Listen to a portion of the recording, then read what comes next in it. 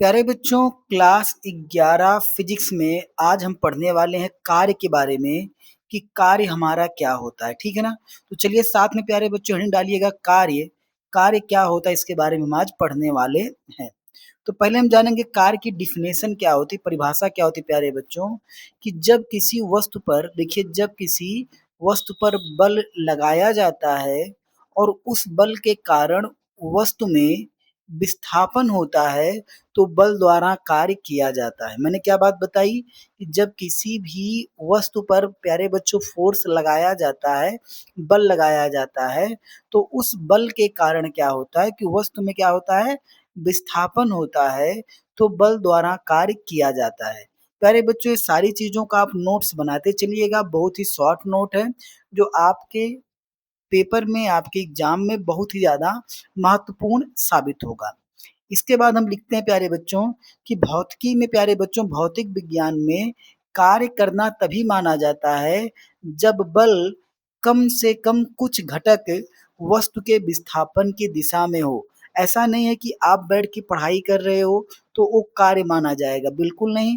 भौतिक विज्ञान में कार्य तभी माना जाता है कि जब आप किसी वस्तु पे बल लगाओ और कम से कम थोड़ा सा विस्थापन वस्तु में होना चाहिए, तभी कार्य होना माना जाता है। इसके लिए प्यारे बच्चों हमारा फार्मूला होता, मुख्य सूत्र क्या होता है, W बराबर F S cos theta. W बराबर क्या होता है, एफ एस कॉस थीटा। प्यारे बच्चों इसको आपको याद रखना है, इंपॉर्टेंट सूत्र है, इसको आपको याद रखना है। W बराबर एफ एस कॉस थीटा, जहाँ पे W का मतलब प्यारे बच्चों हो गया वर्क, और वर्क का मतलब क्या हो गया, किया हुआ, किया गया कार्य, किया गया कार्य। W का मतलब हो गया किया गया कार्य। यफ का मतलब प्यारे बच्चों क्या होता है, यफ का मतलब हो गया फोर्स। फोर्स का मतलब कि जितना फोर्स हम वस्तु पे लगा रहे हैं वो हमारा क्या हो जाएगा, यफ हो जाएगा। यस का मतलब हो गया प्यारे बच्चों विस्थापन, डिस्प्लेसमेंट हो गया। तो यस का मतलब होता है वस्तु का विस्थापन। और थीटा जो होता है बल और विस्थापन के बीच का, प्यारे बच्चों बल और विस्थापन के बीच का क्या होता है प्यारे बच्चों, कोण होता है। तो इतनी बात आपको पता होनी चाहिए, ठीक है ना। इसके अलावा जान लो आप कि कार्य का मात्रक प्यारे बच्चों होता है जूल। कार्य का मात्रक क्या होता है, जूल होता है। बल का मात्रक क्या होता है आपका, न्यूटन होता है। विस्थापन का मात्रक आपका होता है मीटर, ठीक है ना। तो ये भी बातें आपको पता होनी चाहिए। तो ये फार्मूला हमारा होता है W बराबर एफ एस कॉस थीटा। यहाँ तक बात क्लियर है। अब देखिए आगे प्यारे बच्चों, कार्य की सबसे महत्वपूर्ण शर्त क्या होती है, कार्य की सबसे महत्वपूर्ण बात क्या होती है प्यारे बच्चों। इसकी सबसे महत्वपूर्ण बात ये होती है कि यदि वस्तु पर बल लगाया जाता है प्यारे बच्चों, यदि वस्तु पर बल लगाया जाता है लेकिन वस्तु का विस्थापन नहीं होता है, तो कार्य को हम क्या लेते हैं प्यारे बच्चों, शून्य लेते हैं। कार्य को क्या लेते हैं, शून्य लेते हैं।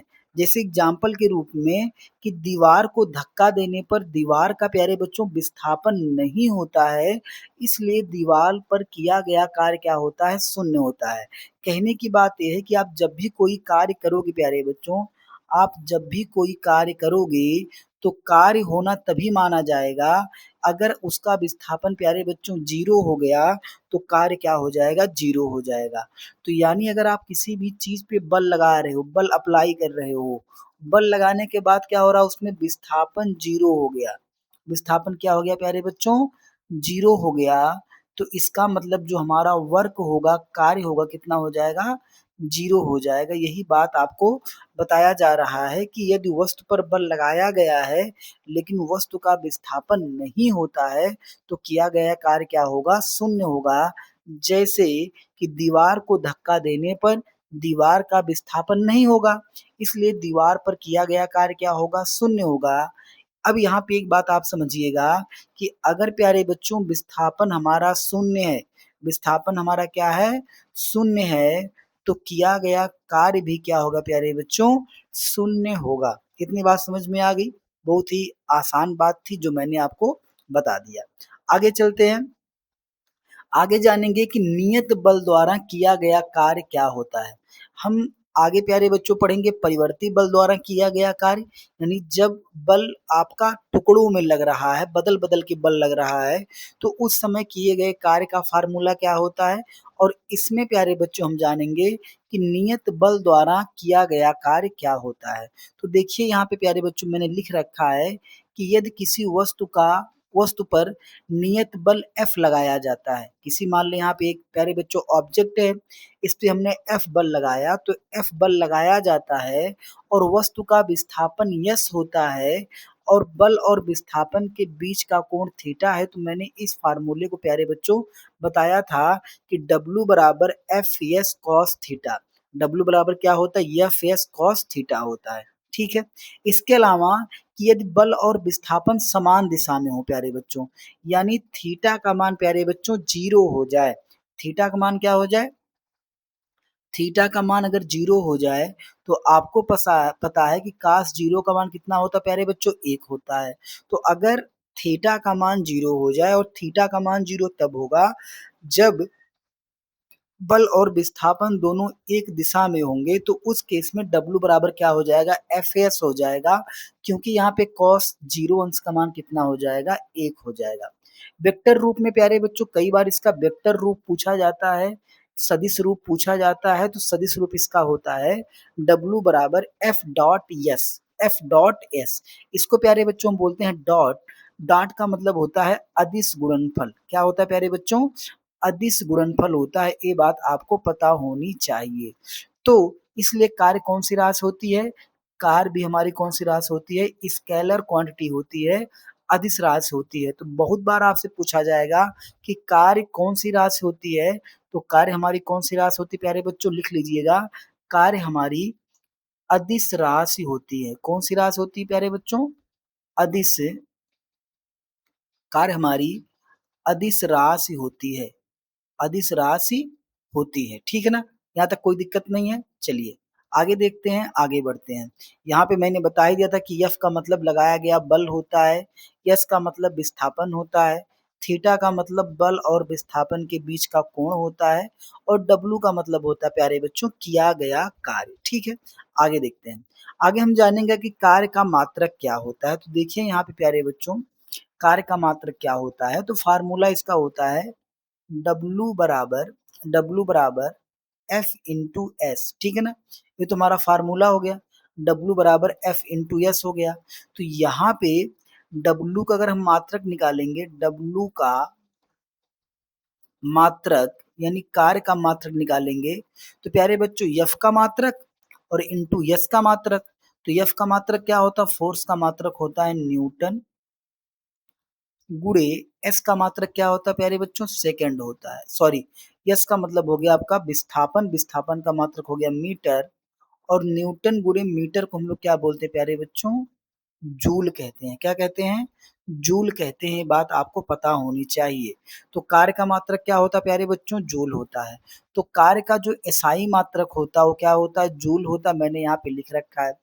तो यानी आप ये कह सकते हो, कभी-कभी आपसे 1 जूल की डेफिनेशन पूछता है, तो इसका मतलब ये हो गया, इसकी परिभाषा इस तरह लिखेंगे 1 जूल की, कि किसी वस्तु पर 1 न्यूटन का बल लगाकर यदि किसी वस्तु पर 1 न्यूटन का बल लगाकर उसे बल की दिशा में 1 मीटर विस्थापित किया जाए, यदि किसी वस्तु पर 1 न्यूटन का बल लगाकर उसे बल की दिशा में 1 मीटर विस्थापित किया जाए, तो किया गया कार्य कितना होता है प्यारे बच्चों? 1 जूल कहलाता है। क्या कहलाता है? 1 जूल कहलाता है।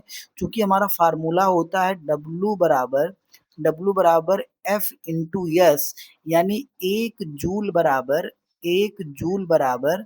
1 न्यूटन गुणे 1 मीटर। यही लिखेंगे ना प्यारे बच्चों? तो यहाँ हमने लिख दिया है कि 1 जूल बराबर 1 न्यूटन गुणे 1 मीटर। ठीक है ना? यानी 1 जूल बराबर 1 न्यूटन मीटर। ये बात आपको पता होनी चाहिए कि 1 जूल बराबर 1 न्यूटन मीटर होता है। अगर वही बात करें इसके सीजीएस मात्रक की प्यारे बच्चों, तो इसका सीजीएस मात्रक जो होता है, याद रखिएगा आप लोग, इसका सीजीएस मात्रक होता है अर्ग। क्या होता है? अर्ग होता है। इसका सीजीएस मात्रक अर्ग होता है। तो कार्य का सीजीएस मात्रक अर्ग होता है, और एसआई मात्रक क्या होता है आपका? जूल होता है। और मैंने आपको कई बार बताया है कि एसआई मात्रक जो होता है हमेशा प्यारे बच्चों सीजीएस मात्रक से क्या होता है, बड़ा होता है। एसआई मात्रक जो होता है हमेशा सीजीएस मात्रक से क्या होता है, बड़ा होता है। इसलिए 1 जूल बराबर 10 की पावर 7 अर्ग होता है। इस बात को आपको हमेशा याद रखना है कि 1 जूल बराबर होता है 10 की पावर 7 अर्ग। ठीक है, यहाँ तक कोई दिक्कत नहीं होनी चाहिए। आगे बढ़ते हैं। आगे प्यारे बच्चों इसका हम विमेय सूत्र निकालेंगे। क्या निकालेंगे? इसका विमेय सूत्र निकालेंगे। कैसे निकालेंगे? चलिए इसको हम लोग देखते हैं। तो यहाँ पे हमारा फार्मूला होता है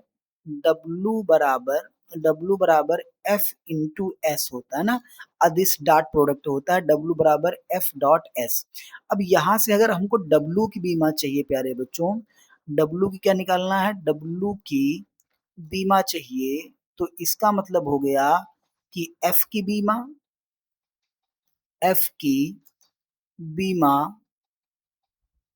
इंटू एस की बीमा, एफ की बीमा इंटू एस की बीमा।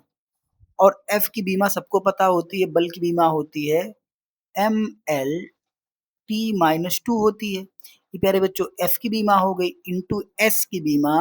यस मतलब मीटर है इसका मात्रक, तो मीटर की बीमा क्या होती है, यल होती है। यहाँ यल लिख देंगे। अब इसको सॉल्व कर लेंगे तो ये हमारा आ जाएगा M L two T minus two. और यही प्यारे बच्चों हमारा किसका बीमा आ जाएगा, डब्लू की बीमा आ जाएगी, कार्य की बीमा आ जाएगी। तो कार्य की बीमा याद रखिएगा कितनी होती है, M L two T minus two होती है। जो कि मैंने प्यारे बच्चों यहाँ पे लिख रखा है कि जो कार्य का जो विमेय सूत्र होता है M L two T minus two होता है। जहाँ पे यम का मतलब प्यारे बच्चों द्रव्यमान होता है, यल का मतलब लंबाई होता है और टी का मतलब क्या होता है, समय होता है। तो प्यारे बच्चों आज की वीडियो में बस इतना ही। मिलते हैं अगली वीडियो में। अगर आप क्लास 11 फिजिक्स या क्लास 12 फिजिक्स की तैयारी कर रहे हैं तो हमारे चैनल को सब्सक्राइब करिएगा। मिलते हैं अगली वीडियो में।